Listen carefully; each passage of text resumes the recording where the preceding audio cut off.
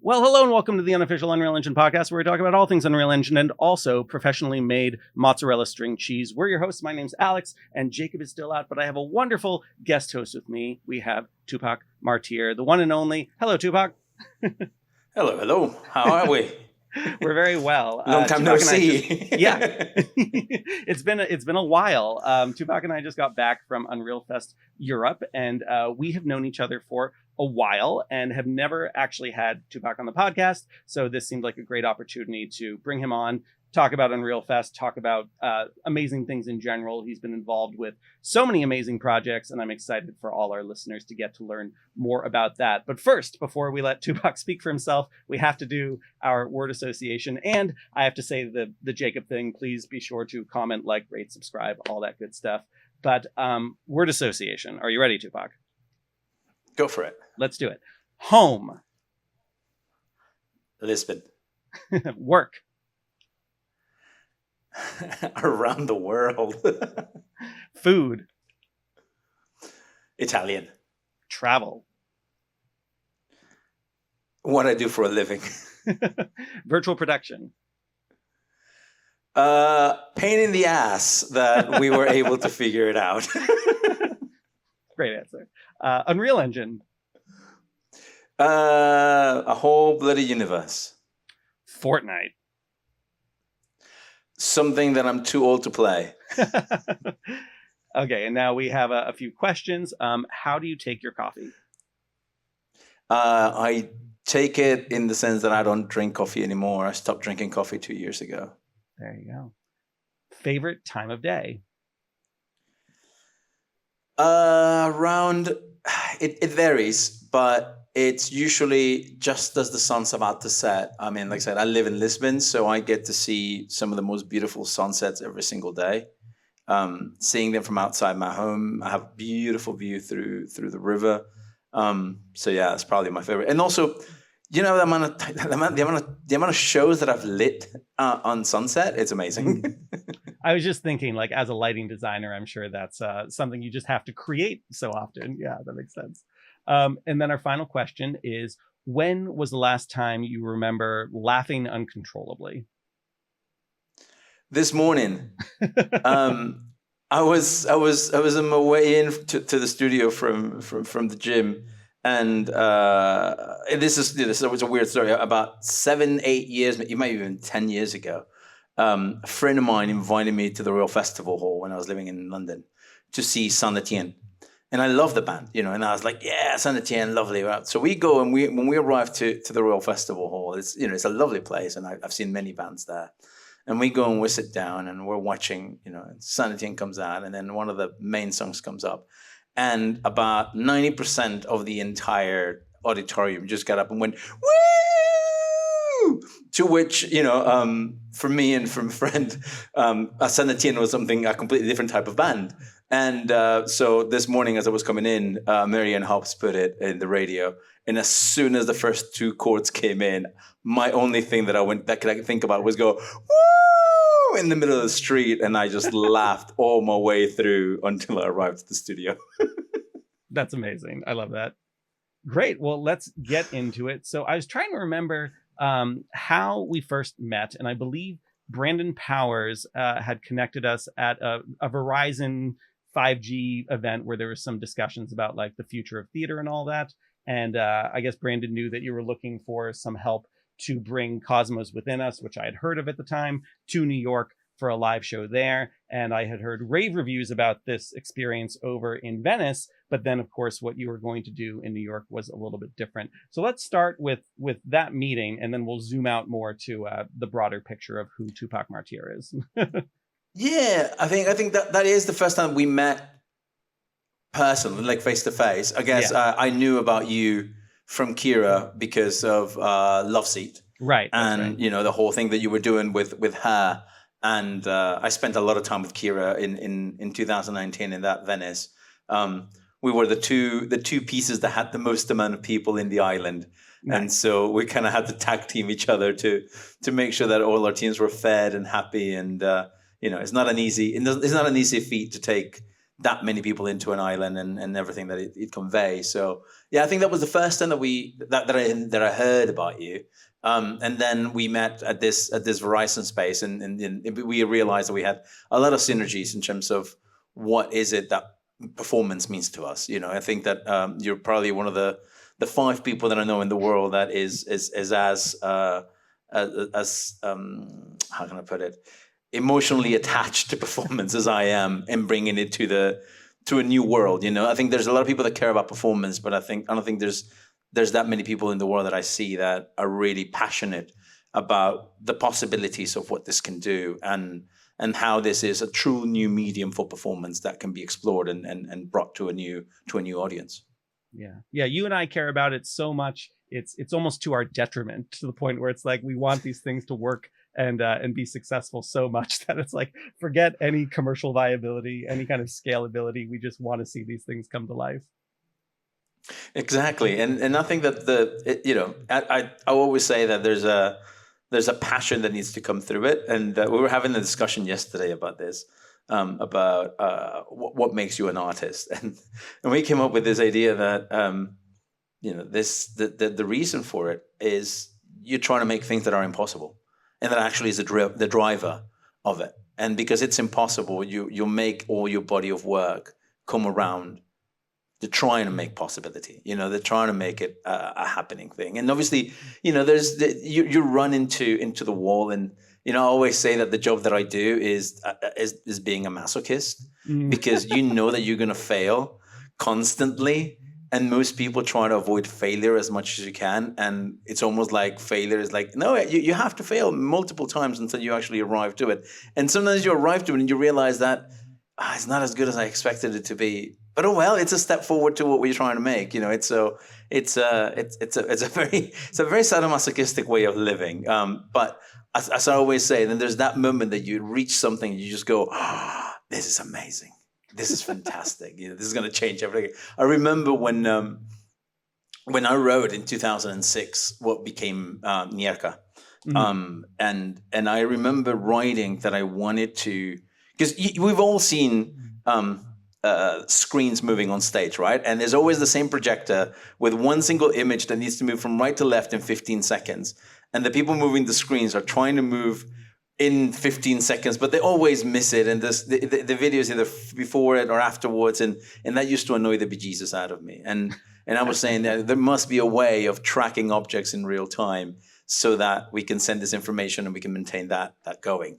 And I explained that in 2006 and I wrote it, and it was not until 2011 that it finally, we saw it happening. And on the 27th of December, I got a video that it was working.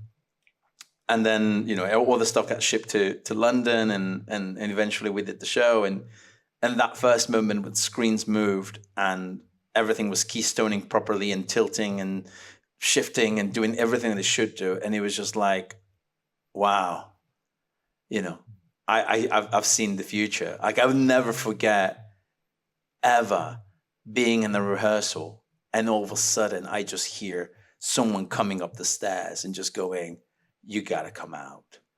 And coming out and just, looking at it and working. And the person right next to me going, you are insane. Like, this is not, like, I can see how much money you're putting into this whole thing. And it's like, but I can see it now.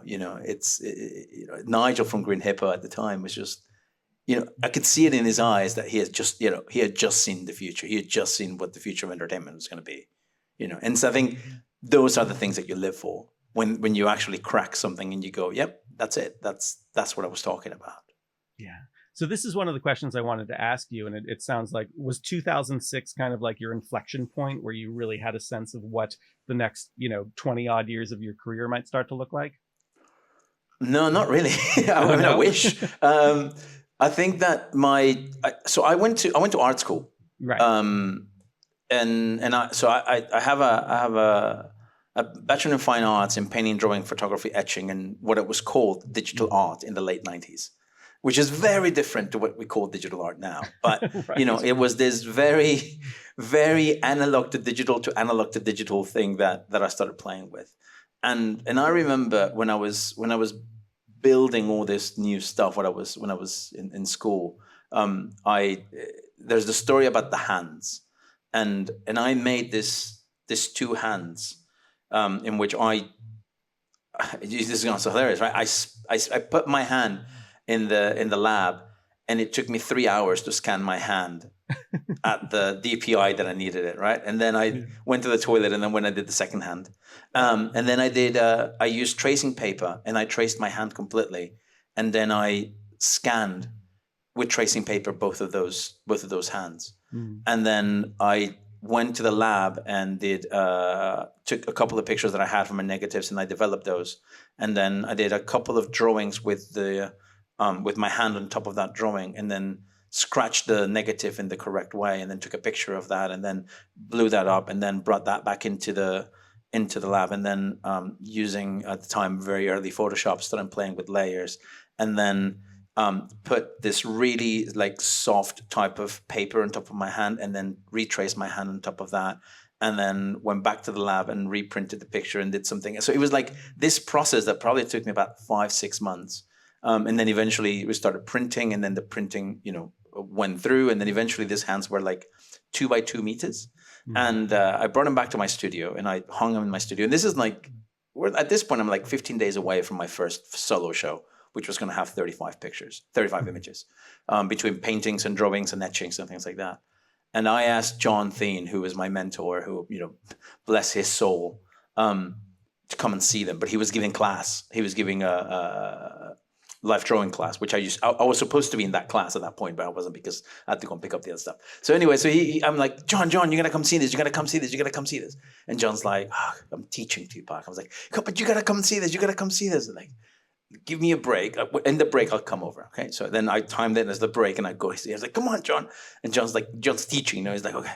It's like, okay, give me a minute. And so he goes with me, and we walk into my studio. My studio had this really long corridor to come in, and then you walk in, and it was the main part of the space. And I had like 4 paintings that were in the other walls, and a big mural that I was making. And then he turns around, and he's like, what am I meant to look at? And I show him the hands, and he just looks at it and turns around to me and storms out of my studio and just goes, fuck you.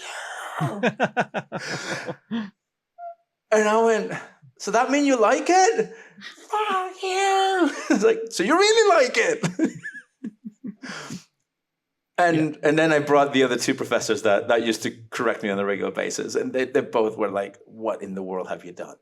And at that moment, I was like, okay, so that's where I'm at. I'm in this space of analog and digital, and using traditional techniques and combining them with elements and new digital and new technology. And this is what my career path is going to be for the next 65 years of my life. At least, yeah. Oh, that's amazing. At least, yeah. It's like, yeah.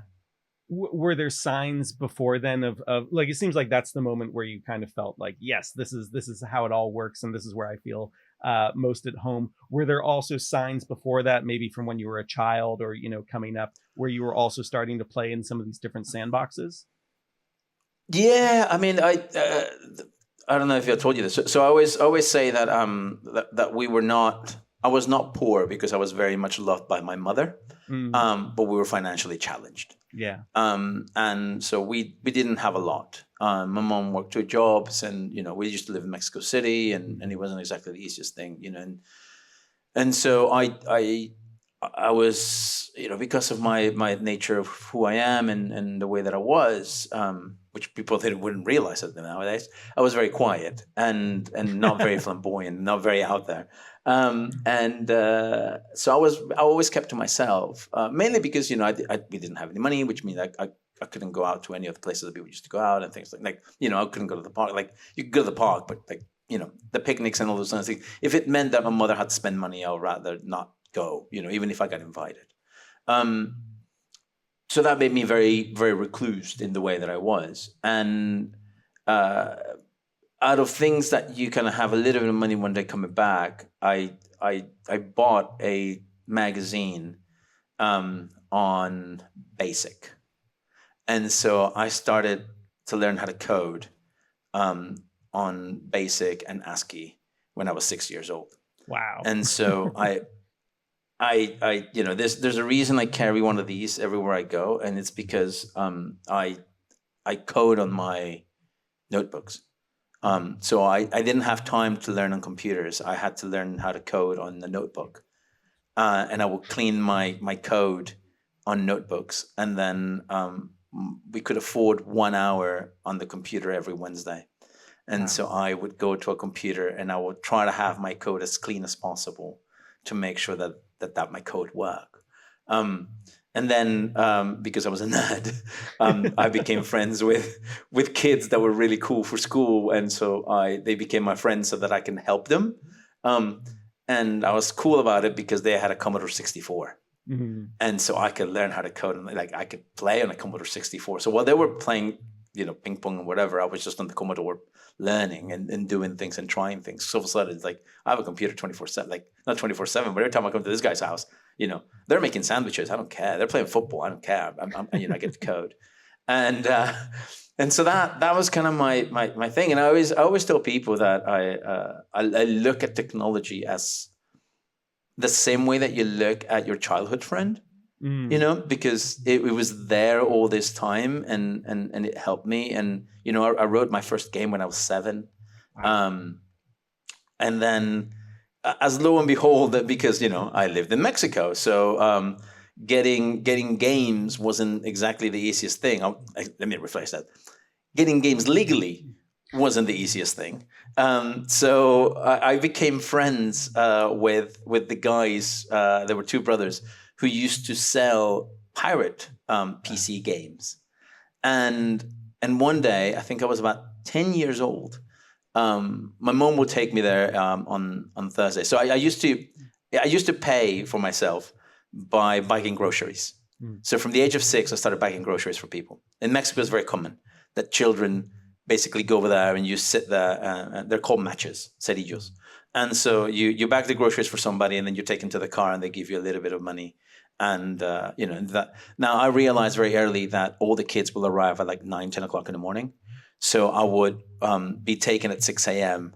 so I could be there and I would do as many people as I could before, once the game became like 10, 11, I was done, because there were too many kids at that point. It's like, you're going to get one for every hour. And I was like, that's not worth my money. So at that point I would leave. And so I used to spend my money by going my mom would take me to like the market. And so I met these 2 guys and they will basically go to the US, buy games and then come back and then just basically pirate them and sell them that way. And one day I was sitting in the store trying to choose a game when I said this older man, he was probably like 25 at that point, but I was 10. So, for me, he was an adult. Asked them what to do in this bit or something like that. And I was like, oh, what you need to do is this, and that. He was like, oh, cool. And then he was trying to pick a game. And I was like, I wouldn't pick that. I would pick that one because if you like that other game, you should probably play this because this is very... And obviously the 2 brothers really quickly went, wait a second, we're missing a beat here. Oh, no. So they turned to my mom and they were like, would you mind if your son comes and works for us rather than bagging groceries in the morning? And so every weekend, my mom would drop me off now at 9 a.m. with these guys. And I would sit in the stall. And my job was basically to play games during the week. So I could tell people, later I learned that Nintendo had people like this and Sega has people for this. But right. In Mexico, obviously, we don't have it. So I was one of those people that used to tell. But because of that, one of them was a lecturer in computer science. And so I started showing him my code and the games, and so he started teaching me and giving me more books to learn. So not only would I go home with games, he will also give me like things to study. So I would go to school like every single kid, but I would finish my homework really, really quickly. And then I would just sit there and learn all these different things. And eventually he had an Amiga. And so one day a week, I was allowed to go to their home. I mean, think about it. I mean, this is how horrible it sounds, right? I was an 11-year-old going to to a guy who's about 32 years old to play with his console. Like, this is Mexico at the end of the day. That's why it doesn't sound really weird. And so he would let me go and code in his Amiga. and I would code in the Amiga and learn, and and I would see. And sometimes when I was on holidays, he would allow me to go in and sit down in his classes and things like that. So that's how I kind of learned how to code and how to understand this entire different world. So for me, it just became something that is inherited in the way that I understand it. And I don't code anymore, but I can still look at code and go, well, that doesn't look correct, or that bit over there. I had to do this thing for a project, and I just needed to script something. And the guys in the studio were looking at my script, and they were like, "You write so funny." And I was like, "That's how I learned how to code, guys." But which is really, really funny, because now that USD has finally appeared and become an element of our world, the fact that you can do an USDA and you can actually look at the ASCII code, like, it's sending me back, 40 odd years now. They were looking at the ASCII code and I'm like, oh, screw it, I can just fix it here. I don't even have to open anything. Just open the script and I can just sit there and clean it up and make it look the way that I want it without having to open a single thing in Unreal or an Omniverse. I can just fix it all in code, which is great. That's incredible. I have to ask, long story. So, yeah. Oh no, it's amazing.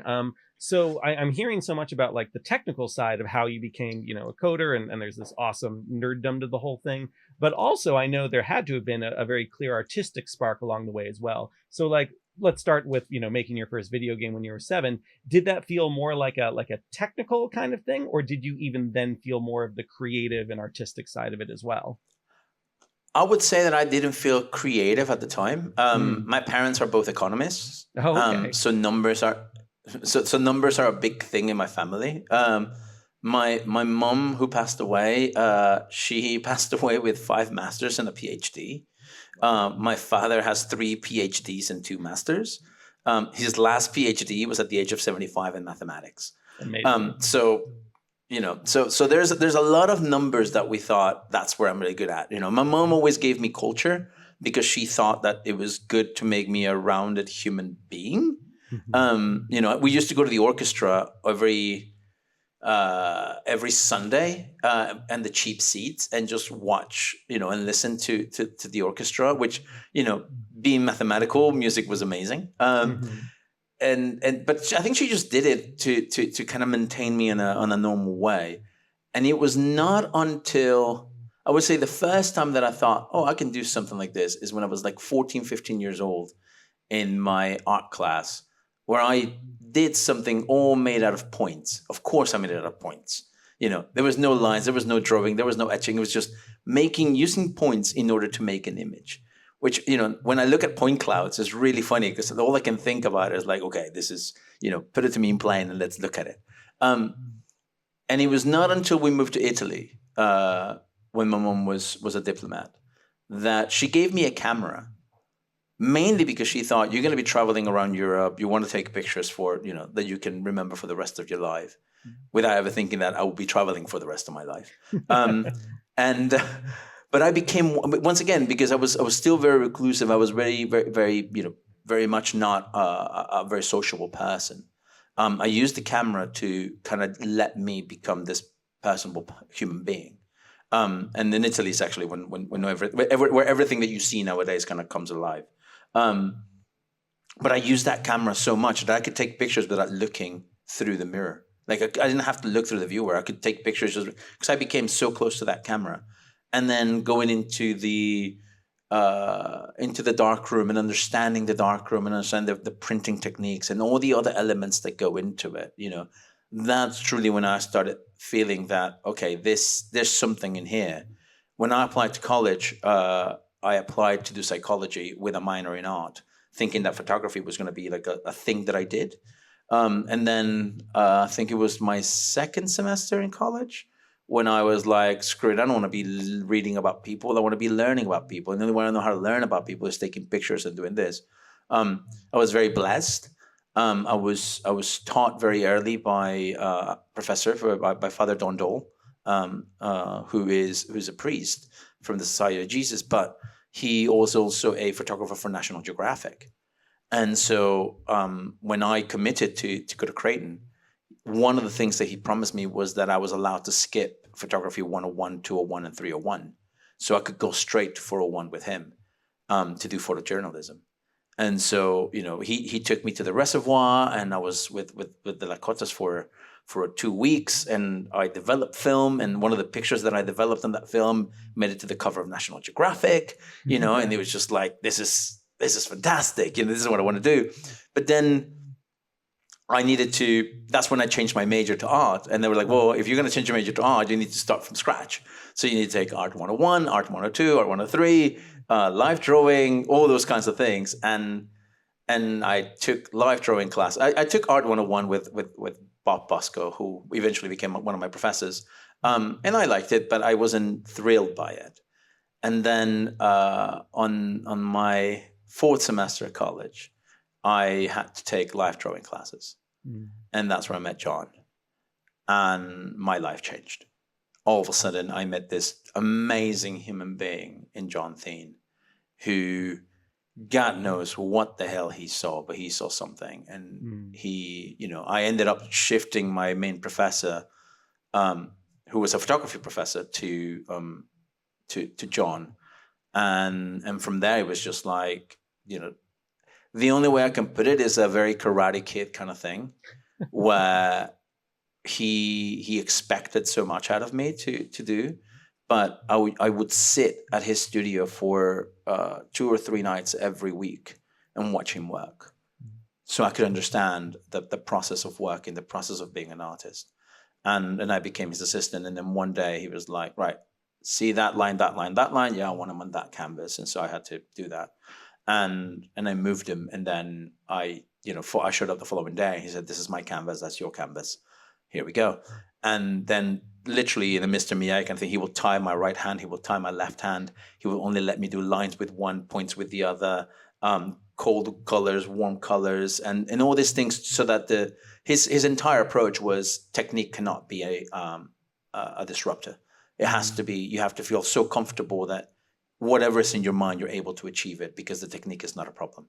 And that's really when, this is I would say my fourth and fifth semester in college were probably the hardest, because he was just so on me to get this right. And then once I hit that space, it was just like, go.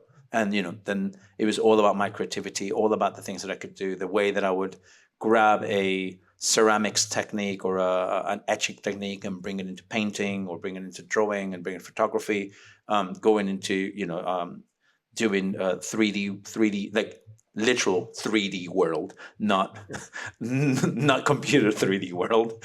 So working with big machines and grinding and polishing and doing all this like physical elements and analog that really, really made me understand how things behave, how things do. And that was, and I always say that I am thankful to John, because he is the reason I am who I am. And so, he passed away a year ago. We did a show.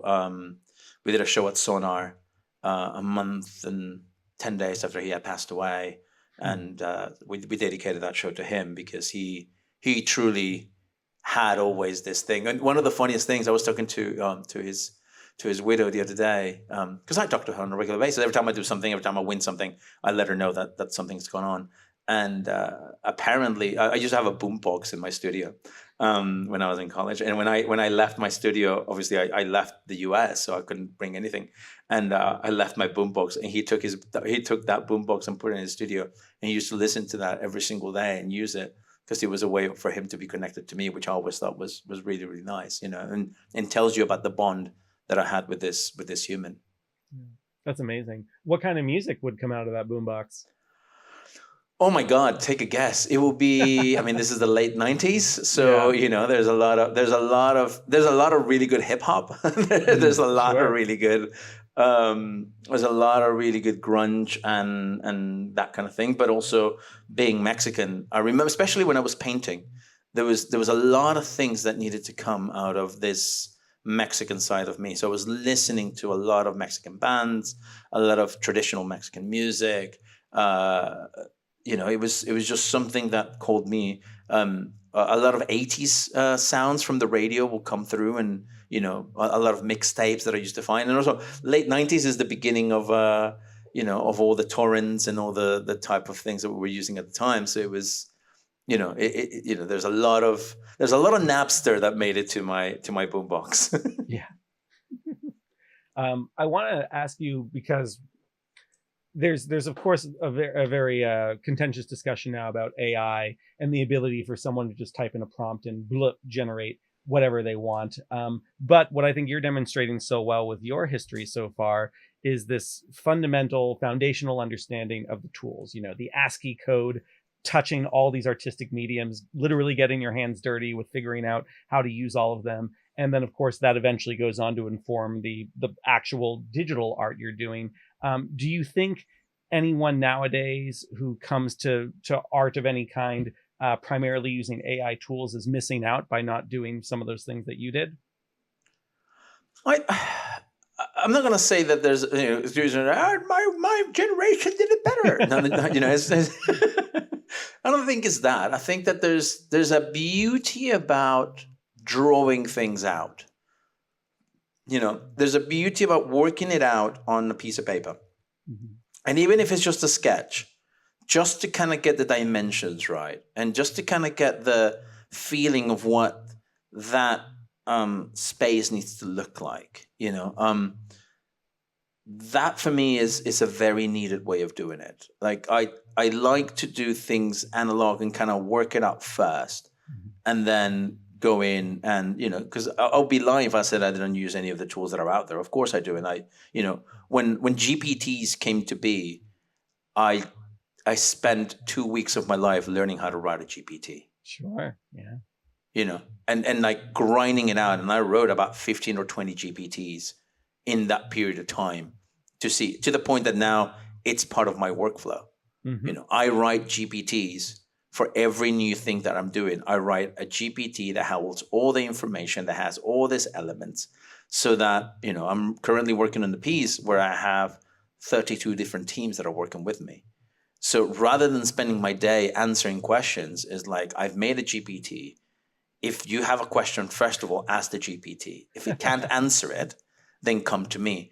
But I would say 99% of the questions that they ask are answered. And if they're not answered and they ask me and I go, is that not in the GPT? No, then I go in and I write an entire document that I can then fit into the GPT, So it's like, oh, okay, I missed that bit. Hold on a second. But like the other day, someone was asking, we finished the meeting, and I was like, just go and look at it and see. And basically they could go into it and realize the amount of assets, the type of assets, how the assets were going to be used, what were their interactions with the different actors, what were the interactions with the different people from my GPT. Wow. And that makes it, so easy for someone just to go and say, wait, what happens in the scene? What are the assets that I need to make? What are the assets that are missing? Have we, because we also maintain a list there that goes assets that have been made. So then it fits all constantly into it. So there's an entire evolution of it. It takes time to build it, and obviously it takes time to maintain it. But if you can do that, then it becomes a massive element that can help you, And so, to go back to what you were saying, I had a conversation one day with one of the guys in the studio, and he was saying, well, what happens if I put, a prompt and I get exactly the image that I want? And I was like, well, listen, if you do that, you probably should go and buy a lotto ticket, because the chances of that happening are pretty minute, no? And he was like, well, what if I wrote this really big description that is like 65 pages and he has everything like a Tolkien way that I explain every single element that exists, blah, blah, blah. And I go, if you do that, the piece of art is your essay that explains what you want. At that point, the AI, all it's doing is exactly the same thing that somebody else that I will hire to tell them exactly the way that I want an image. But, your piece of art is actually the essay that you've written, because you've just written a 65-page essay to describe an image, Yeah. And so I'm a big believer on that side of things. And I'm a big believer of, I really like using Comfy, for example. I think Comfy UI is a great way of actually doing things, because then you're controlling things. You can control nets, and you can do all sorts of different things in the way that you use negative prompts, and, being able to control the jacket or the phase or the pose, or, all those elements that then you're not leaving as much to whatever is going to be happening between the model and whatever you come out with, but rather having a big control over what's happening in the image, right? Or in the music, or whatever you want to call it. I mean, one of the things that we did during pandemic, we started writing, because we wrote our first LLM in 2017. Wow. And so and in 2019, after we finished Cosmos, actually, right before I met you, right as we were about to when we were going to New York, we started writing the LLM that I wanted to do, because I wanted to come out of let's say the boundaries of what Cosmos was in terms of performance, and I wanted to explore what would happen if I went outside of it, and so that's when we started writing the LLM that we use for composing.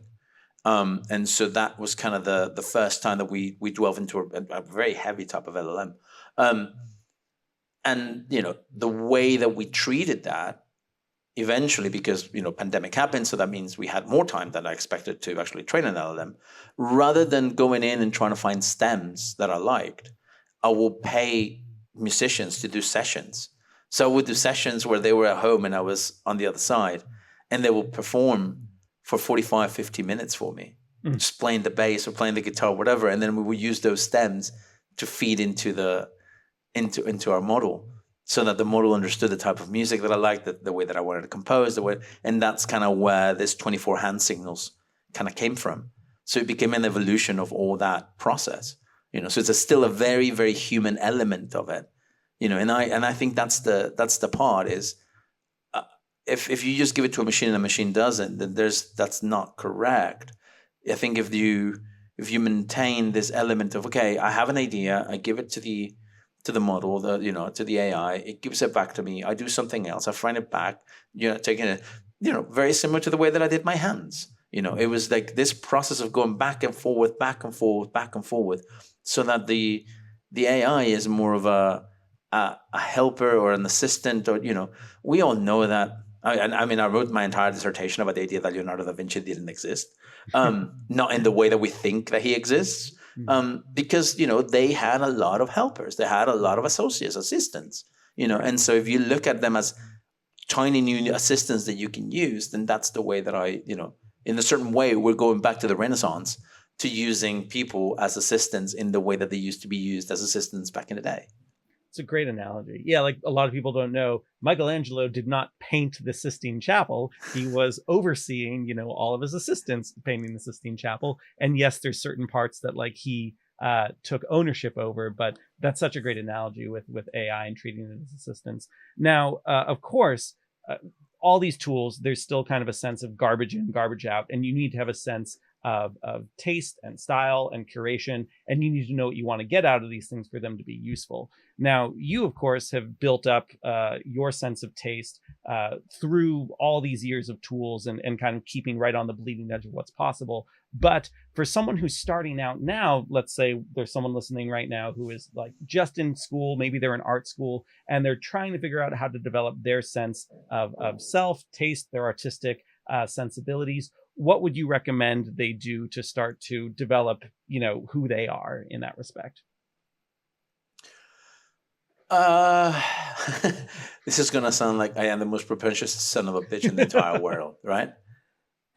Stop looking at things. It's. I think a lot of the work that I see nowadays is very derivative from things. Especially in VR, I see a lot of derivative work. Oh yeah. And it's like, okay, it's because you're only looking at certain things and you're not really looking outside, other spaces. Like right now we're building a new piece, and yes, the main piece is done in Unreal, but it talks to 8 different softwares that have nothing to do with Unreal. Right. Like literally have nothing to do with Unreal in order to create the thing that I want to do. And so I think this idea of break away from the box. I got told the other day, oh, you think outside the box? No. I think very much inside the box. It just happens that my box is 2 kilometers by 2 kilometers. And for Americans, it's a mile by a mile. It's I have a very, very big box. And so I just allow things to come into that box whenever I want it. And I'm very good at segmenting. I'm very good at putting myself into positions where I go, I was doing this thing for Apple last year, and it was a single space, and I was just doing lighting, and I needed to create I needed the room to look very different for 3 different artists, even though I was using pretty much the same lights for all 3 of them. And so I created an entire chart of saying, right, for this artist, we're only allowed to use this colors and this type of movements and this type of things and this type of, okay. For the second artist, we're only allowed to do this, this, this, this, and for the third artist, we're only allowed to do this, this, this, this, and this. And even though my programmers wanted to kill me because they're like, oh, you're telling me, like, no, I'm just making sure that each artist has such a language that they're going. And when you're looking at that through the entire hour, you can see that's the language of this artist and that's the language on this artist, And I think that's the main thing is you need to, just because it's available and you can use it doesn't mean you have to, It's just like what feels comfortable, what feels nice, what are the things that if you just take 2 things, what can you build with those 2 things? If then you can take an element, and this comes from performance. You can take something, and I'm making you believe this, and then I'm going to introduce a third thing, or I'm going to break one of my rules, and I'm doing it for dramatic reasons, right? But I'm not doing it right away. I'm doing it at different paces, and so this idea of how can you just grab something as simple as a cube and make something different out of it? What can you do with it to make it look like yours? Because at the end of the day, we're all unique. We all have something about the way that we were raised, the way that we live, the people that we live around, the music that we listen to. We all have elements that allow us to have that uniqueness. And so the question is, how do you want that uniqueness to be expressed out of you? And that will never come from derivative. By all means, if you see something and you really like it, try to do it. And then once you get it, then break it, but break it in your own rules. Yeah, I love that. We're doing a pretty good job here of teasing out basically your life story, and I want to keep going on that a little bit. So you're in college. We mentioned your dissertation. We mentioned getting photography on National Geographic. Amazing. We haven't talked much yet about light and your relationship with light and how that maybe started to lead toward a career that was really guided by that. Let's just keep going with the life story here. Sure. So light became a weird thing in my life. I originally thought that I was going to be more of a production designer or an art director. So at the age of 26, I became art director of MTV in Latin America, which was everything you wanted to be and exactly knowing how not to do television. I guess is the best way of putting it. Because I think about it right now. Our head, like our executive producer, like our boss, was 34 years old, right? And then underneath it, you had all these producers that were in their mid to late 20s.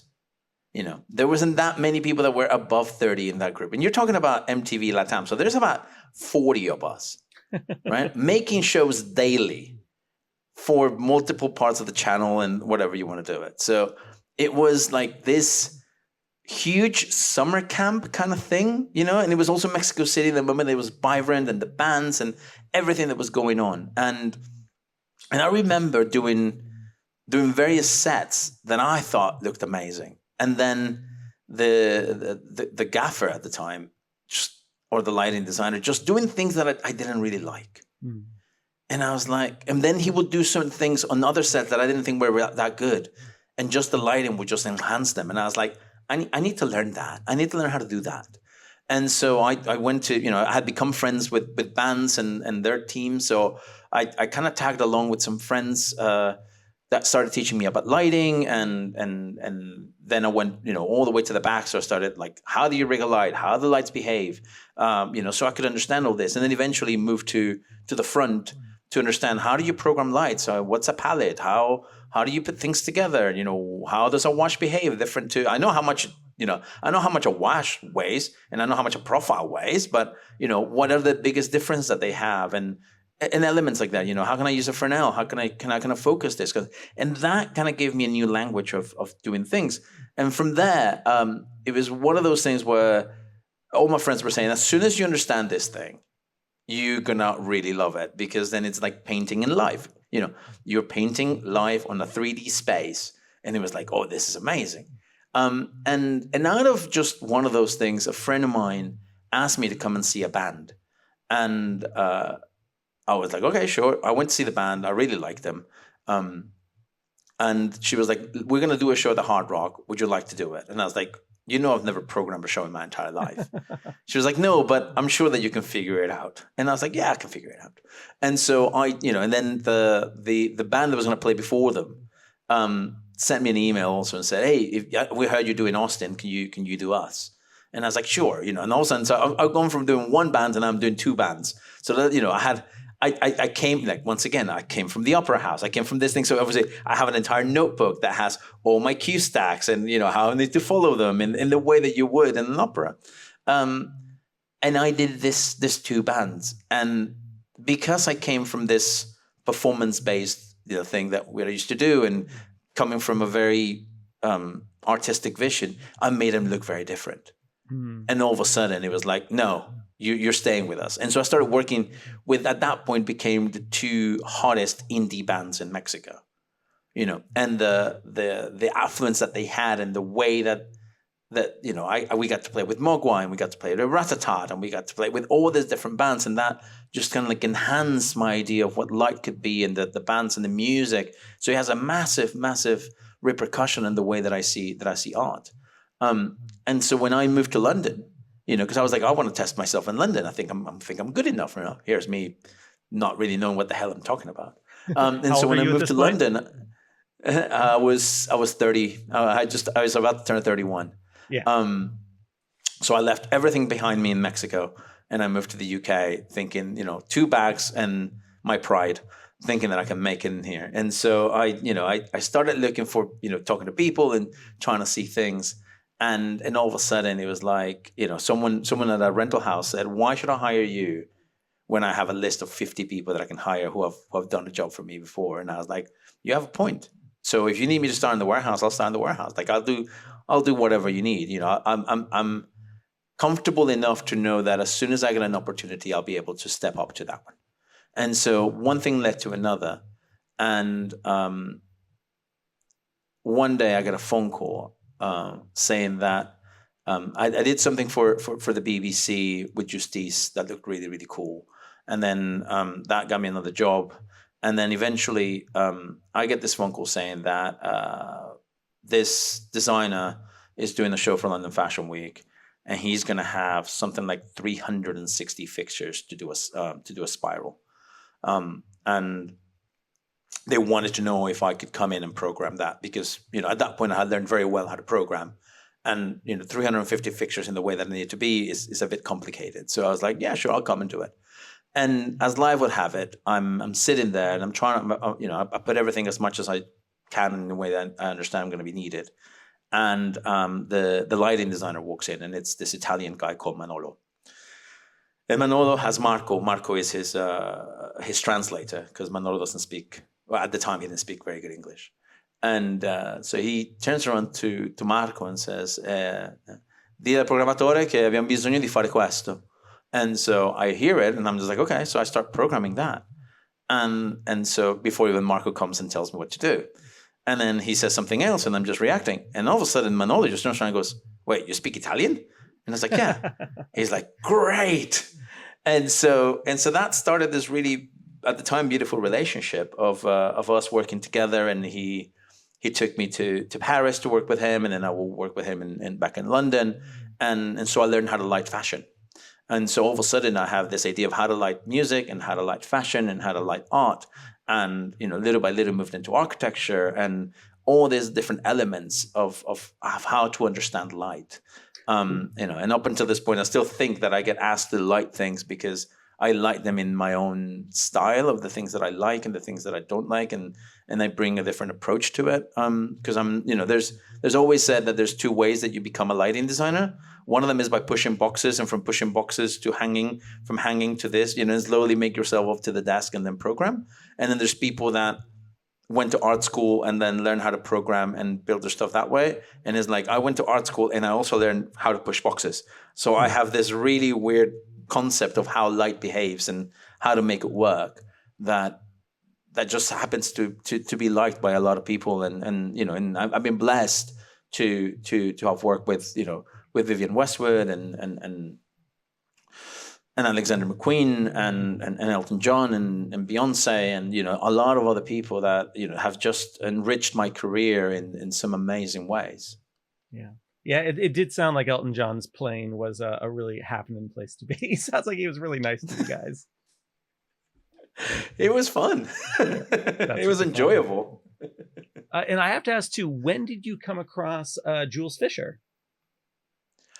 I met, actually, Jules is someone who I met in 2007. So when I started really getting into light, you know, like everybody else, I would go to the internet and try to find as much as I could. And I used to read Live Design International. You know, I used to read the magazine. And the more that I was getting into light, all of a sudden I saw the lighting master classes. And I was like, oh, I want to go. Yeah. And so I went to the 2007 lighting masterclass, in which I met Willie Williams and I met a bunch of other people that have become really good friends of mine in the industry. But I remember they took us to see Spring Awakening, and you know, I remember looking up and just going, wow, there's like 190, 200 fixtures up there for this. You know, I get asked to light plays in Mexico with like what's in the front part of the, you know, like with 15 or 20 elements. And so I remember telling Jules that I thought the whole masterclass was fantastic. And Beverly Emmons, I don't know if you've ever taken her class, is like the most amazing class a human being can take on color. Cool. Right? It's just, it blows your mind. It's 45 minutes where you think you're seeing something and she tells you, no, your eyes are tricking you. Your eyes are tricking you. Your eyes are tricking you. And I remember finishing that whole, and I remember telling Jules saying, I think this is amazing. It's great to see how all the professionals work, but I would love to see a masterclass from somebody who's lit an award-winning play or award-winning performance with a very small budget, you know. And eventually I realized, you know, I learned that's what Showlight is for. You know, Showlight is exactly about people from all the different parts of lighting talking about how light can be.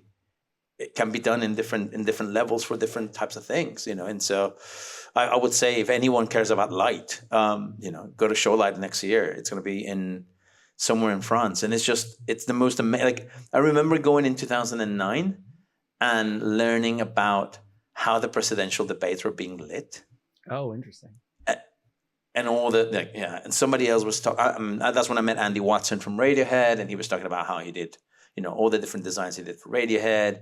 I remember someone talking about a water park, and somebody else about how they were lighting, you know, an architectural space. And so it was all these different ways of seeing how light could behave, you know. And one of them was in 2013, Danielle Feinsberg from Pixar came to talk to us about how she lit movies for Pixar, you know. And all of a sudden it was like, it opened my mind. So when I started working in 3D, when I started working in Unreal, she was one of the first people that I messaged. And I was like, okay, so I'm dwelling into this game engine thing.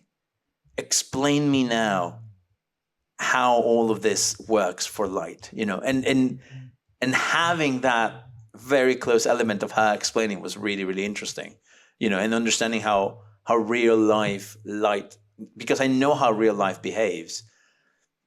How do I transmit that into what I'm doing in a 3D space, you know? So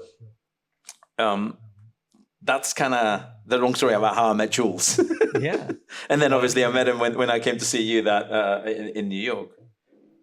Properly, yeah, I don't know if I've actually mentioned Jules on the podcast before. So very quick background. So I came from working at Fisher Dax Associates, which, not unlike the story Tupac's giving us, Jules had started as just a Broadway lighting designer, but then he became someone who people were asking, like, hey, can you light this building, or can you help us design this new theater? And so he ended up creating Fisher Moran Stone for architectural lighting and Fisher Dax Associates for theater planning, with everything from the rigging to the lighting to the actual layout. So I was an architectural consultant at Fisher Dax Associates before co-founding Agile Lens with Josh Dax of Fisher Dax Associates. So I've been, working next to Jules for the past 12 years of my life, and it's some of my favorite conversations to eavesdrop on. And he's a brilliant designer. He has 9, Tony Awards now from lighting design, and also just has such a great sense of like what makes a show work and how the magic of good lighting can help bring things to life.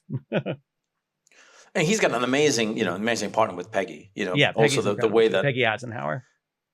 Yeah, I mean, the way that she cues a show. I mean, my God, she has an eye. Of no, that's half a second too early. That's this. Can you delay this bit? One of the biggest things I learned from her was how to make a proper blackout. Oh, really? Because you think and this is the stupidity of one. You're going, okay, yeah, so I'm doing a blackout, so I'll do 100 to 0 in 6 seconds, right? And so it goes to a blackout, but for some reason it doesn't feel like it, right? And so what she goes is she says, no, you go 100 to 30 in 5.5 seconds, and then you go 30 to 0 in 0.5, because your eye doesn't have enough time to adjust, and so then you create a true blackout. The little things like that those are the things that you learn in these tiny elements that you kind of go, oh, that's okay, yeah, gotcha. Yeah, it's always the tiny little things. I always say, especially in these master classes, it's never the big strokes. It's the tiny little minute details that you go, that's how you do that. Yeah. Oh, I love that. Where did Satori Studio come from? Satori comes from my accountant, basically. As I said, I moved to London in 2008, and so I worked as a freelancer 2008, 2009, 2010. And as 2010 is finishing, my accountant calls me one day and goes, right, we need to have a talk. And I thought he was going to tell me that I owed like millions of pounds or something like that. Right. And he just went, no, listen, so first year you invoice for this much, and second year you invoice for this much. Third year, I'm predicting you're going to finish invoicing for this much, which means you're now over the threshold, and you're going to end up paying more VAT than you should, and you have no way of claiming it back. So it's time to open a company. Also because I was asking a lot of people to kind of go in and help me with shows, and so I was paying them, but I was not getting no VAT, and I was renting things, and so it's like no, before anything goes further, it's time to open a company. And so I had to open Satori in 2011, also because we knew that Nierka was coming, and so he was like, in order to make all things clear, this is the best way of doing it.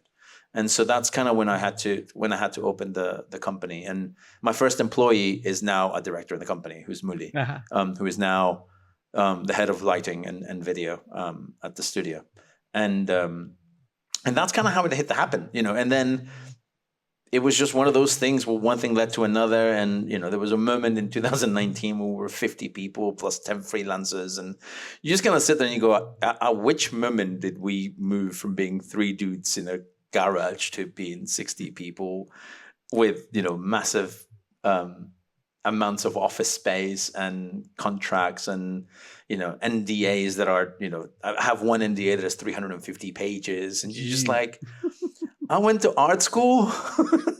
Every time I talk, we have to get a new lawyer, a new accountant. Every time I always have to start with the same things, like just whatever you say and whenever you think about, and if you say which kind of dumbass will ever do things like this, just remember one thing: I went to art school, and that's why eventually, I got a CEO, because I was like, okay, I guess I have to be an adult.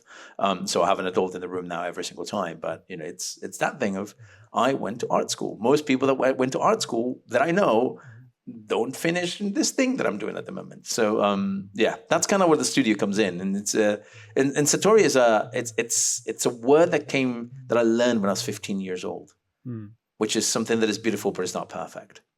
And I was like, yeah, that works. It's the moment right before you arrive to nirvana.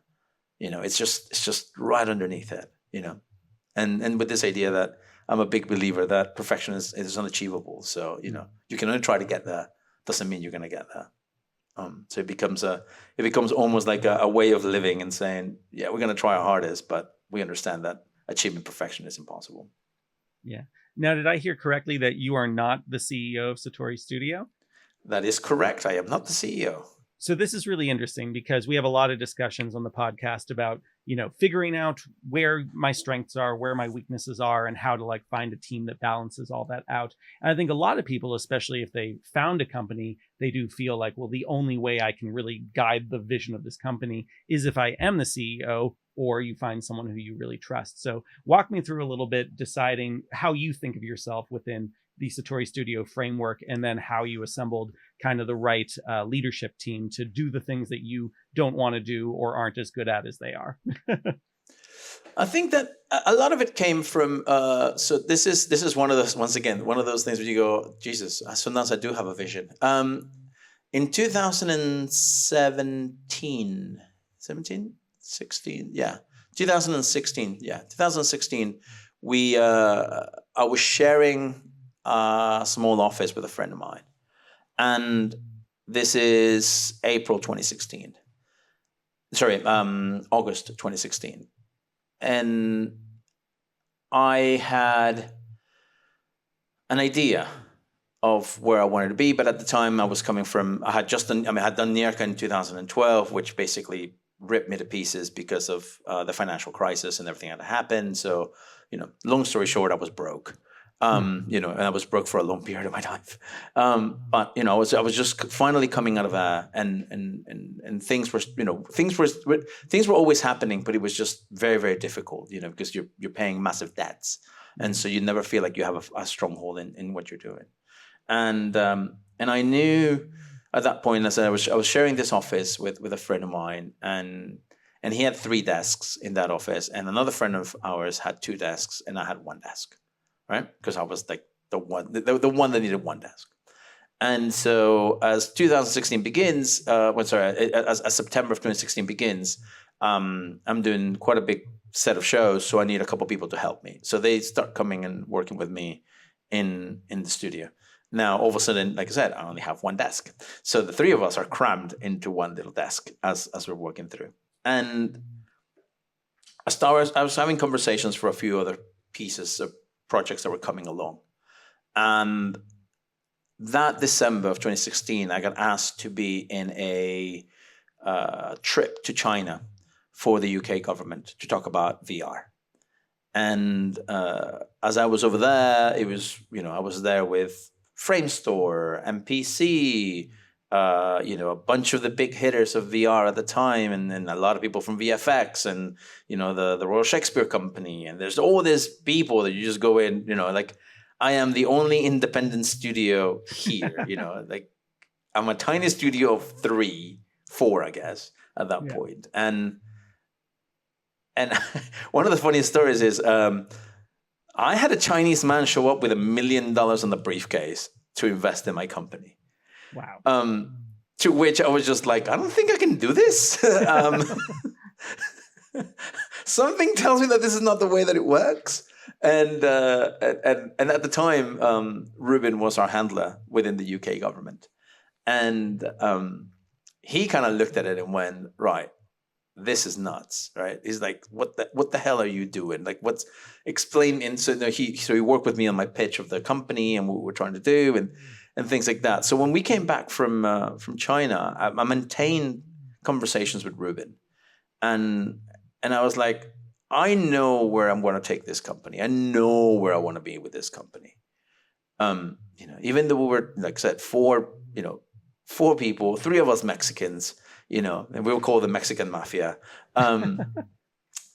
And Muli was dating a Mexican who's now his wife. So technically he was Mexican too. And so, so you have all this, and we're quirky and we're weird. And yes, we have big clients and we're designing weird shows. And so, Ruben kind of looked at it and I was like, listen, do you mind coming in and doing 1 day a week with us just to kind of put things in shape? Because I know there's something coming big and I don't want to be caught, badly. So he was like, yeah. So he started working with us 1 day a week. And then that turned into 2 days a week. And then all of a sudden it was like, right, we're about to sign the biggest deal of my entire life. And so I went to him and I was like, we're about to grow like I have no idea. I was like, I can't deal with this. I am very, very good at coming up with ideas. I'm very, very good at being on site. I can present, I can draw, I can do a lot of things, but what I can't do is I can't do people management. I don't understand the intrinsic elements that come by being a CEO, of having to deal with all these things. And if I'm going to be dragged to do presentations and do all these other things, we need to figure out how we're going to grow this company. And so a year, basically in August of 2017, he joined the CEO. And 2 months later, maybe 3 months later, we signed this massive deal. And so we moved into a new space in August of 2017. And I remember moving into that space and going, oh, we have so much space. We're never going to fill this up. Cut to a year later and just like, we need more desks. Wow. There was literally a delivery of IKEA desks every single week for about 5 months. We just kept on hiring people and hiring people and hiring people. We couldn't hire people enough, and so this idea of how do we, and he's the one that kind of took into stride, not only at first the needs that I had, but obviously as other people joined and we saw the gaps that we have, what were those gaps that needed to come in? And, and so manage the growth of all these things. So when we needed to get somebody, I would usually kind of come in at the end to kind of see the last 3 or 4 people and interview those people with him, and so that took a big burden out of me. The dealings of the monthly meetings with the accountants and the lawyers, and like I said, we had a 350-page NDA.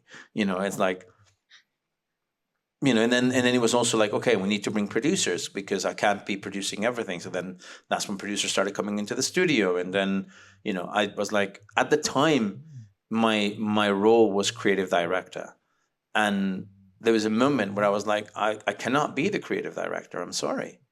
And everyone kind of went, why? But you are. And it's like, I am not. Because if I'm the creative director, it means I'm across every single job that is passing through the company. And I'm not. I'm concentrating on this parts of it. Like Mooley is dealing with all this. PJ is dealing with all that. So-and-so's like, everybody was like, and I was like, I don't feel comfortable saying that I'm the creative director. Like, I'll be a director if that makes everyone happy. But I think that my role is actually, I am the artist. I'm the founder and the artist of the studio, and I feel more comfortable being an artist in that sense. And so it became a very tricky element of how do you make these decisions. But I was like, I didn't go to economic school, even though I talked to my mother a lot about these things.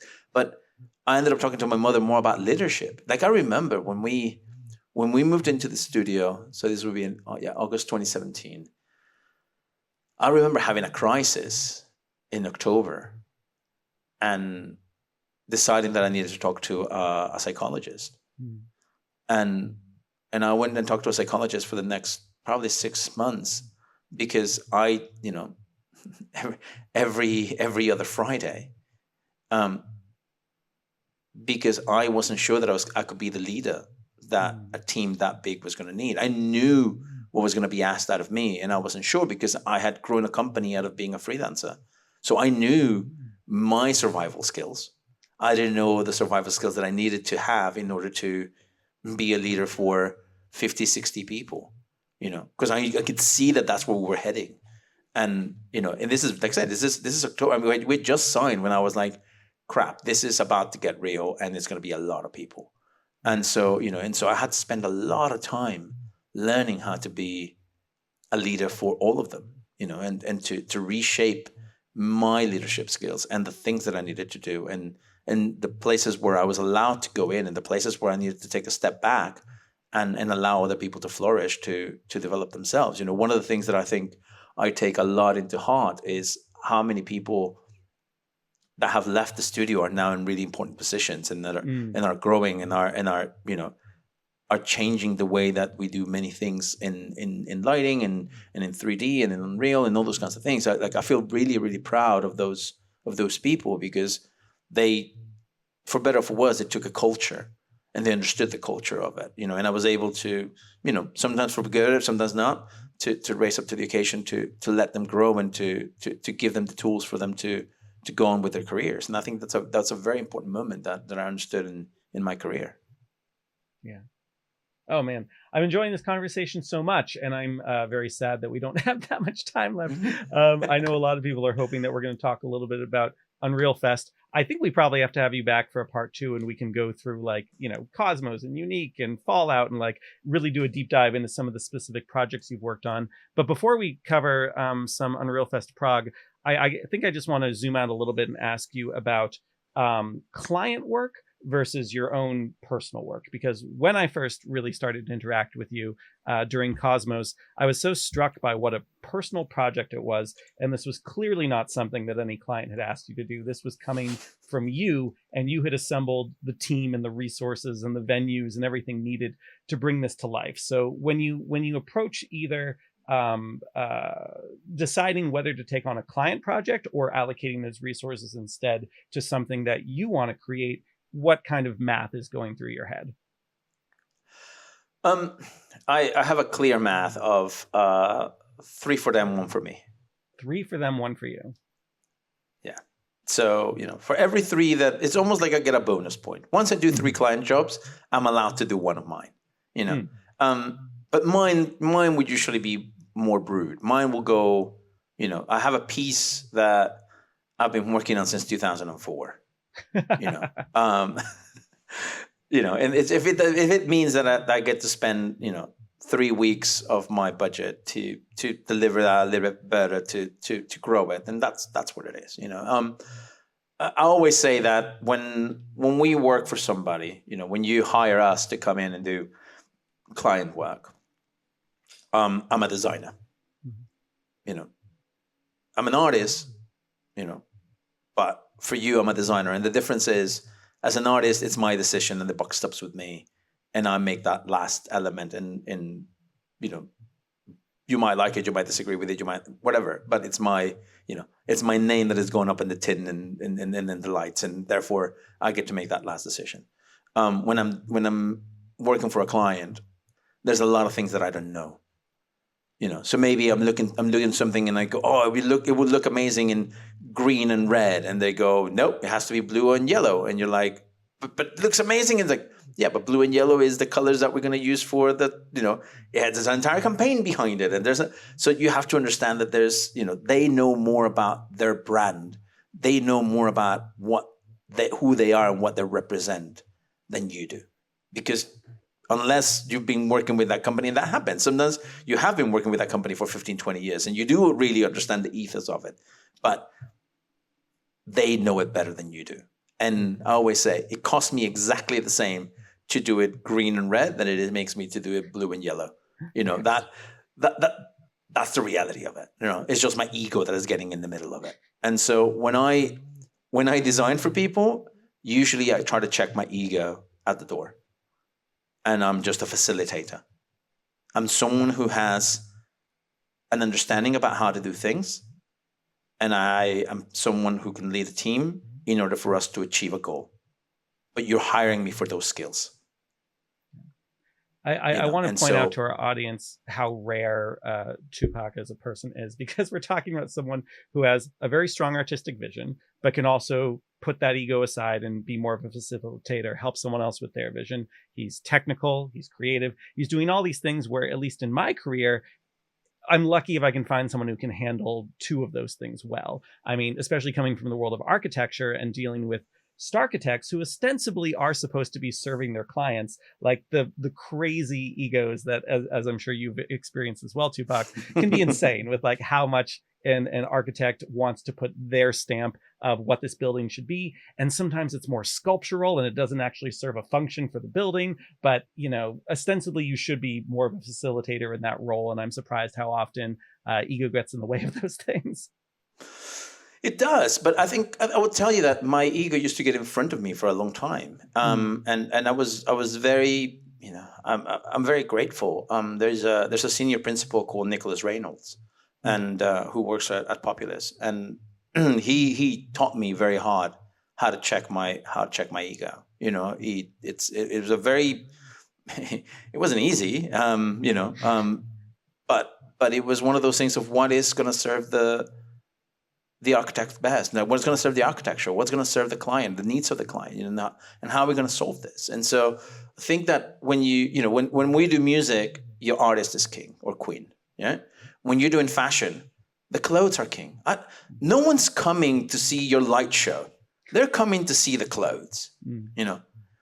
Yes, if you're seeing Radiohead, like me, I'll go, the music is amazing, but I'm also coming to see Andy Watson. Okay, yeah, fair enough. But I'm one out of 50,000, 60,000 people, maybe two of us. We're less than 1% of the whole thing. So they're not coming to see us. They're coming to see the way that they're designing within that space and how their job, what they do, enhances the story. I have this entire thing where I say technology is a character. And by that means that all the elements of if you pick a light or the type of server that you use or the type of machine or whatever you do, right? That's a character. It's the same way that the actor prepares to do all the other stuff that they do. And we do exactly the same thing. So I always say technology will never be the main character. Technology will always be the supporting act. And so by being a supporting actor, it will have its moment in the sun. It will have the scene that they're alone on screen. But the story is not about them. They're here to support the story that is being told, right? And I truly believe that when you're designing, that's exactly what you're trying to do. Whereas when you're an artist, you're trying to put a stake, you're trying to put a flag of this is where I am emotionally, this is where I am right now with me, this is what I believe that has to come out of me. And it's a very personal thing, and you put that flag in it. And then hopefully if you're lucky enough, you'll be able to turn around at the edge of a career and look at all the flags that you have left and see how those flags have been seen by others and helped others to move in their careers. So many great quotes in here. Alan, our producer, I'm going to request that he assemble these into some nice little snippets with very, very thoughtful shots of Tupac with each of these quotes, to be inspiring to people. It'd be great. Really quickly, let's do a super fast lightning breakdown of Unreal Fest. Tupac, how was Prague? How was the event? What did you think of it? Prague was great. Yeah. I love Prague. I went to Prague in 1992. That was when I went with my Minolta camera. When my mom gave it to me, that was one of the first places that I took pictures in. I love Prague. It's such a beautiful city. If you have never been, I cannot tell people enough about how beautiful it is. And then Unreal Fest, it was great, wasn't it? It was great to see, because a lot of times for Unreal Fest in the US, it becomes very difficult for a lot of the Europeans to go. So to have this really different mixture of people that you don't really see at the US Unreal Fest, it was quite nice. And also to meet like-minded people, because I think unlike the US, because at the end of the day, we're so many different countries in Europe, you kind of lose perspective about who's doing what. And so kind of having an event in which you can see everybody, that it's around, well, not everybody, but a good chunk of people that are dealing with the same things that you are, it's really, really interesting and really nice to meet. I've already met a couple of people that I was like, listen, I might have a shoot in Italy, I might call you, little things like that. So it's really, really nice. Yeah, agreed. I thought it was a really lovely event, very well run. There was something, a blessing and a curse about it being centralized directly in the Hilton Prague, because it's amazing, everything's here. And some of us had a window that was literally facing into the atrium, so you never really felt like you were leaving Unreal Fest Europe. But it also did mean that there was never a good excuse to get out and explore the city, except for the party at the club on the final night there. Yeah, I mean, I because I know Prague, I kind of stayed a little further out. And I arrived a couple of days earlier so that I could go and have sausages. I know, yeah. One of those things. But also because I have friends in there. It was amazing, walking around and finding little gardens that I would have never heard about or moved about. But it's I thought, like you said, I think it was really it was a really good event, very well run. I had never seen, Unreal Fest take over a hotel, which was weird. Yeah, Everywhere you branding looked, it was was like, everywhere. branding everywhere. Like I can only imagine if you were not part of us and you arrived at the hotel, just kind of going, okay, who are these guys? Like I never had breakfast in the morning with the normal guests, but must have been really surreal for them to kind of be all around us. Yeah. But I thought it was a fantastic. I think that, like I said, there's a few things that I missed that I really wanted to go see. There's some tips and things like that I got that I was like, oh my God, it's amazing. I'm actually hoping to use the new FOV that Ben Kidd presented for ICVFX, so that I can do depth of field on screen. So I'm shooting something in like 25 days. So I'm hoping that I can get that worked into my project. Because it'd be really, really cool. Because you never know when you're going to use it. You never know when you're going to need it. But yeah, I thought the only moment that was really weird. I don't know if were you with us when we went out with the UFN people? I don't think so. No. So there was just one moment where fair play to this guys. It's like they're twins and they've made like so much money in UFN, and there's like all these 40-year-olds just sitting around going, Jesus, you're a millionaire. It's like, damn, I should have gotten to UFN a long earlier than this. But like I said, I discovered certain things talking to them, and obviously, like just because you can make money, it doesn't mean that it's the right thing for you to do. That's the way that I felt about it. And, but nonetheless, I was like, I think that, if I do look at something and I think it's interesting, I might create an island. But, I don't know. Maybe I always say I'm too old to play Fortnite at the moment, so I might as well just stay away. And then unless something comes in, and you never know, it might be a client, or it might be like I go, oh, let me have a drive of this and see what this is all about, and I might be able to create an island that no one is really thinking that exists or needs to exist, and maybe that then it comes out. But yeah, it's something. Yeah, I'm sure the way you would approach an island would be so different from what anyone else has done. And going back to your experiences with John and having your left hand tied down or whatever, like the restrictions you have in UEFN compared to Unreal, I'd be really interested to see how you and your team would work around those to create something new and I'm sure incredible. Yeah, it's really funny you say that. I'm currently testing a plugin that I wouldn't even call it beta. It's probably like in gamma at this moment, way down the line. And I was like, I think that this one, if I can make it work the way I want it, that could potentially be something that I could put into an island. I think that's the first time that I looked at something and went, and this is a plugin that I got given Friday. I had a little of a play this weekend, and I was like, okay, this is interesting. I was like, it's very, very, very buggy.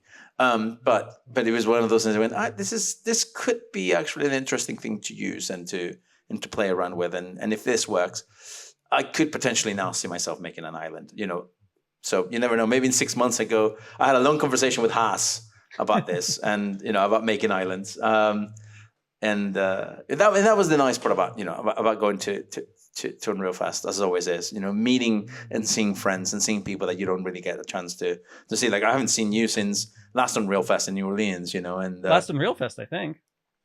Yeah. Yeah. So, so it's always really nice to see friends and see people and catch up. And because obviously there's the things that you publish that are there. And then there's the things that you go, I'm working this crazy thing. Any ideas about how to make it work? So that kind of thing. Yeah. And we should give a shout out to Jacob, who kindly took Tupac and I and the TensorWork folks out to dinner at Unreal Fest. And that was a really lovely evening. We had a good time. Oh, it's amazing dinner. That's the only thing that I was like, oh, we're not going to go to New Orleans. We can't go there anymore. Damn. But, we'll find something else in Seattle. Yeah. The seafood there is also very good, I hear. So I'm sure we'll be fine. I know we're a little bit over time. It is very good. Do you think, Tupac, you can give us like a 10-second long story of a thing that happened while you were working on Fallout? Let me think of something that I can tell you that is already public, so I don't have to Right. break any NDAs. Maybe like a problem you had to solve that was like a really weird random thing that happened there's on the one day. there's one that got told, which is when at the end of the shoot, almost, we got approached by the director because he had an idea about how to do the whole element when Kyle MacLachlan was going to arrive to Vegas, and it was something that we put together in about 25 minutes, maybe 30 minutes, where he came with the idea, and this tells you how much of a well-oiled machine we were, because he came to us and went, I have been greenlit to do this. Can we do this, this, this, this, and that? And it was just like, okay, we have nothing. But, okay, Magnopa's VAT team, you guys had this scene that was this, it's just, yes, okay, pull it out from the Pair Force. PK, there's this bit, that bit, that bit. Yeah. He's like, okay, start pulling that into it so we can integrate that level into that. Jeff, you keep doing the thing because you're basically, doing TA for the shoot. Vishal, start doing the same merger that he's doing, but then pull this element from here so I can use that lighting. Brady, that toy that we built that we haven't used yet? Yeah, so pull that out again so we can do this again. And so I was like, just go over there and I'll let Berto and Kaylin know when we can show you something, And all of a sudden you had like 5 different teams working together, And those are like talking to Fuse. If just guys, elements in here that I can use, like here. So it was just like the way that we were all working together. And then about 30 minutes later, there was a break, and I told Berto, I was like, can you tell the director to come out? And so he comes out and he sees it, and we had made a fake camera to kind of show the movement. And we're like, is this the kind of thing that you want to do? And he was like, no. But if you do this and pull down and do this and do that, it's like, okay. So VAT team, blah, blah, blah, blah. And we got it all sorted in about 30, 45 minutes, And it was like, okay, we have it. Now we just need a break so we can pull that out from Pair Force and give it to all the machines and do all this other bits, And that was like, wow. And this is the last day of our shoot. Wow. So that, it told you how well of an oil machine we were, that it was just like, okay, every single person that is working right now, we've spent the last 5.5 months of our life working together, and it shows. It shows because we are very much in sync of how do we work, how do we complement each other so that we're not running on top of each other, but we're building from everything that we have and understanding the things that are there that we haven't used for a reason, or maybe it was a test, or, and basically what we ended up pulling was a test that we had done earlier for other things, and it worked really, really well. And that's the kind of volume that you want to be working with, where everyone in the salad bar is just, Yeah, and what I'm also hearing there too, if it was the last day of the shoot, is you weren't all completely burnt out. You were still firing on all cylinders and able to think, creatively. And I know a lot of people who by the end of a shoot, they can barely chew on their lunch, let alone come up with new innovative solutions. So that's also really cool. Yeah, but I think it came from understanding, like once again, from understanding the way that we were working and how we could actually help each other. So if you needed help, you can just raise. Like there's one moment on the last day of the shoot where we did. I think our last block was like 7 days of shoot or something like that. And in order to move around the set, because we were in the observatory, so we couldn't see inside. Our looms were huge, like we had long looms to get everywhere. And so if it was going to be a big move, that unless we needed somebody, like the 2 TAs will stay there, the rest of us would go in and help move looms, because it was the quicker we can get them to the other side, the faster that everyone can just take a little bit of a break. And so if I wasn't being used, we would go in and jump and help each other. I remember that one day, the joke was always, if you see me inside the volume, means something's gone wrong. That's why I always stay the hell out. I was never inside the volume. I always stayed outside the volume. And then at one moment, Berta goes and says, Bert and Kaylin needed some help. And they're like, what are you doing? And I was like, I'm sitting here. What do you guys need? And they're like, we need you to go in and mark where the camera goes for the next 3 hours. So I'm just sitting there, a guy with a gaffer. That's all I was doing. I was going in and marking every single place where the camera was so that we can go and remeasure everything so we can give that data. And, once again, I was outside of the volume just watching. And then as soon as the camera finished, I would go in and mark it and then come out and mark it and then come out, And someone asked me, is this the best use of your job? And I was like, this is apparently the best use that these guys need me right now. And if this is going to make their lives easier so they can concentrate on the shoot, then that's what I need to do, There's a funny story in the studio where one day Wednesdays used to be hot dog day in the studio. Okay. And so my prize, the first thing that I ever bought when I got my first studio was a hot dog machine. Don't ask me why. I just thought that having a hot dog machine was the coolest thing to have. And so Wednesdays became hot dog day. And so I don't remember why I had to come in really early that morning. And so I didn't buy some of the things that I needed for the hot dogs. And so as I'm sitting there, all of a sudden, this is the hype of the studio where there's 60 people working nonstop. One of them, Liam, turns around to me and goes, "Are we doing hot dogs today?" And I was like, "Yes, but I forgot this." Okay, so I turned to our studio manager and I was like, "Marta, any chance you can pop to Tesco's, to the supermarket, to buy mustard and ketchup and sausages because we ran out of blah, blah." And she goes, "I'm kind of busy. I'm finishing something for the accountants." I was like, "Okay." And then Ruben, he was like, "Yeah, I can, but unless you want to do this." And I went basically through everybody and I was like, well, then nobody else can do it. And nobody needs me. Yeah. So I'm going to go to the supermarket and buy all this. So here I am coming back from the supermarket, strolling really, really easily through the park because the supermarket was on that side, park, my studio. And as I'm coming back to the studio, I get a phone call from the principal, from Nick Radels.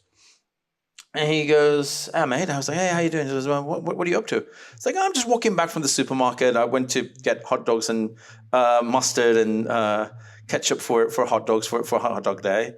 Is there anybody else in your studio who could do this? Like, apparently not. Apparently this is what I had to do today.